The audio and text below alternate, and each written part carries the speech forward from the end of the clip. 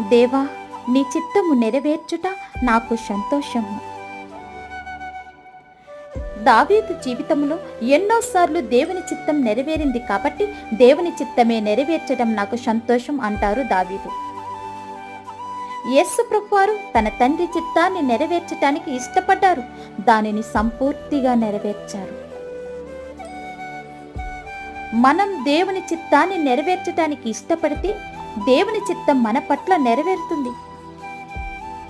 ఎవరి మనసులో దేవుని వాక్యం ఉంటుందో వారు దేవుని చిత్తాన్ని నెరవేర్చటానికి ఇష్టపడతారు.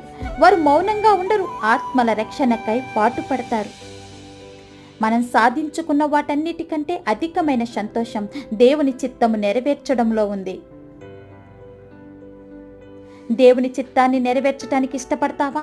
అది నీ జీవితముకు అధికమైన సంతోషం కలిగిస్తుంది.